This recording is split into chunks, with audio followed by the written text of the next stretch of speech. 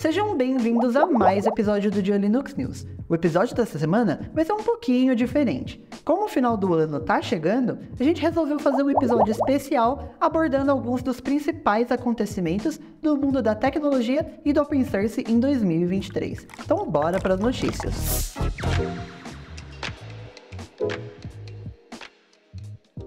Uma das reclamações constantes entre usuários do Ubuntu era a loja de aplicativos, que apesar de ser baseada na GNOME Software, que por si só era uma loja boa, ela era baseada numa versão muito antiga e que estava toda capada e toda bugada. Mas esse ano isso finalmente acabou. Desde a última versão do Ubuntu, a 23.10, o sistema vem com uma nova loja desenvolvida em Flutter que não só tem um desempenho muito melhor, mas tem um visual completamente repaginado. A gente tem um vídeo aqui no GeoLinux Labs sobre a nova loja do Ubuntu para quem quiser conferir em detalhes. E apesar de não ser perfeita, ela já é infinitamente melhor do que a experiência anterior. Nesse ano de 2023, a gente teve diversos episódios icônicos do Geocast. A gente trouxe diversos convidados para falar sobre os mais variados assuntos. Desenvolvimento, redes, mercado de smartphones, GNOME e muito mais. Na última quinta-feira, a gente publicou o último episódio da temporada do Geocast, onde a gente fez uma recapitulação sobre alguns dos principais acontecimentos no mundo do open source em 2023. Mas apesar desse ser o último episódio da temporada, não fica triste que em fevereiro a gente já volta. E enquanto isso, que tal ir colocando em dia os episódios mais antigos? Teve muita coisa boa esse ano, vale a pena demais conferir.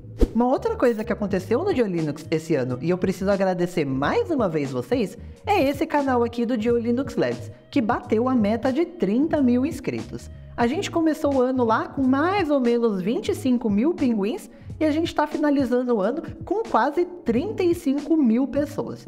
É gente suficiente para preencher o estádio do Pacaembu. É muita gente. Muito obrigado. O ano de 2023 foi recheado de diversos aniversários de vários projetos, como acontece em todo ano, obviamente. Mas aqui eu preciso destacar dois em especial. Esse ano, o Slackware e o Debian fizeram 30 anos. Elas são duas das distribuições Linux mais antigas ainda em atividade, e elas só têm uma diferença de um mês entre si. Ambas são muito importantes para a comunidade Linux, mas quero destacar aqui o Debian, que é a base para a distribuição mais popular do mercado, que é o Ubuntu, que essa serve como base para várias outras distros queridinhas, como o Pop! OS, o Linux Mint e o Zorin OS. Que vem mais 30 anos de história. Nesse ano, a gente teve o lançamento do KDE Plasma 5.27. Só que mais importante que isso, a gente teve o anúncio do KDE Plasma 6. Esse deve ser um marco na história da interface gráfica, que vai trazer uma lista enorme de novidades. E sem dúvida a maior de todas é a utilização do Wayland por padrão. Wayland, inclusive, que teve um ano bem movimentado, mas a gente vai falar sobre isso já já. O KDE Plasma 6 tem um lançamento planejado para fevereiro do ano que vem, mas aqui no Labs a gente já tem um vídeo mostrando várias das novidades dele, e você pode conferir no link que está aqui na descrição. A gente sempre brinca por aqui sobre o tal do ano do Linux, mas ano que vem definitivamente é o ano do Wayland. Ele é um compositor que veio para substituir o Shorg, uma opção bem antiga e que tem se tornado extremamente complicado de manter e adicionar novas funcionalidades.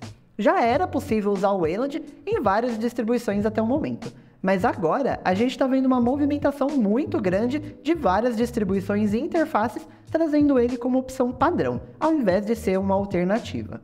Entre essas distribuições, a gente vai poder ver o Wayland por padrão no próximo Elementary OS, no Linux Mint 23, que deve sair em 2025, e até mesmo no Red Hat Enterprise Linux 10. E falando em distribuições, esse ano a gente teve o lançamento de várias distros grandes. Algumas com mais novidades, outras com menos, mas independente de qual é a sua distribuição favorita, é bem provável que você recebeu alguma novidade por aí.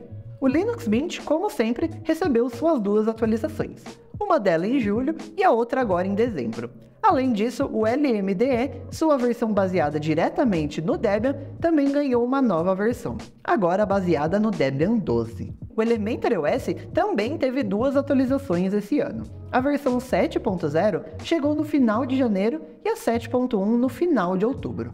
Nenhuma das duas versões tiveram grandes novidades, mas sim polimento de vários pequenos probleminhas do sistema. A versão 8.0 já foi anunciada, mas não tem data prevista, e como a gente falou mais cedo, uma das principais novidades dela é o Wayland por padrão. Mais uma distro que a gente já tinha desistido de ver novidades esse ano e acabou surpreendendo a gente aos 45 do segundo tempo foi o Zorin OS, que chegou na versão 17 na semana passada. A gente também tem um vídeo aqui no GeoLinux Labs mostrando todas as novidades do Zorin OS 17, se você tiver curioso. Quem agitou a comunidade esse ano, mas não no bom sentido, foi a Red Hat. Isso porque lá em junho, ela resolveu limitar o acesso ao código-fonte do Red Hat Enterprise Linux. Segundo a própria Red Hat, o motivo é que o Red Hat Enterprise Linux é baseado no CentOS Stream, e esse já tem todo o código disponível abertamente. Então não é muito produtivo manter os dois abertos ao público para contribuições, mas sim focar tudo no CentOS Stream e, consequentemente, o RHEL receberia todas essas novidades. Isso gerou uma revolta de toda a comunidade, desde usuários, criadores de conteúdos e principalmente de desenvolvedores de distribuições que eram baseadas no RHEL. Isso porque, apesar de ser legal, no sentido da lei, muitas pessoas acharam antiético e contra a filosofia do código aberto. O pior é que não basta isso. O jeito que a Red Hat lidou com essa situação foi bem ruim, já que em um dos posts de explicação chegaram a falar que o verdadeiro problema são as pessoas que pegam um trabalho pronto, que custou dinheiro para ser desenvolvido e simplesmente reempacotam e vendem sem adicionar nada. A gente tem um episódio do Geocast contando todos os desdobramentos dessa treta, e o link você encontra aqui na descrição. Bora pro Jobs? Esse ano, a Meta lançou uma nova rede social, o Threads. Na primeira semana, foi um grande sucesso, com mais de 100 milhões de cadastros. É claro que nem todos esses cadastros se converteram em usuários ativos na plataforma, mas depois de muitos meses, o Zuckerberg afirmou que a rede já tem mais de 100 milhões de usuários ativos. Lá no início da rede, foi prometido que no futuro ela teria suporte ao protocolo ActivityPub do Mastodon. E só agora, no fim do ano, que a gente está vendo as primeiras novidades quanto a isso. No momento, a única coisa possível é seguir o perfil de alguns desenvolvedores da Meta diretamente do Mastodon. Mas o Adam Mosseri, CEO da plataforma, já anunciou que ao longo do ano que vem, a gente deve ver um suporte completo ao protocolo. Para quem curte jogos no Linux, 2023 foi um ótimo ano. Por conta do sucesso do Steam Deck, cada vez mais pessoas estão utilizando o sistema do Pinguim para jogar. E com isso, finalmente o Linux conseguiu passar o macOS no Hardware Survey lá do Steam. E cada vez mais desenvolvedoras estão focando em compatibilizar os seus jogos com o Proton. E hoje, sem contar os grandes vilões que são os anti-cheats, a chance de um jogo funcionar no Linux no lançamento são muito grandes. E falando de jogos no Linux, que tal aproveitar uma promoção para comprar um joguinho novo? Lá no Steam, tá rolando a promoção de fim de ano, uma das maiores promoções do ano da plataforma.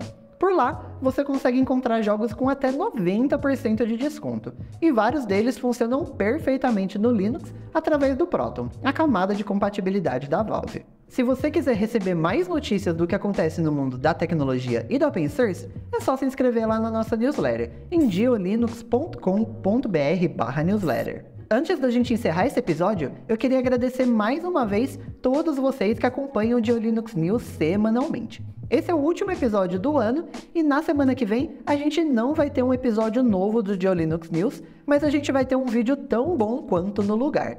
O GeoLinux News volta na próxima semana, no dia 10 de janeiro.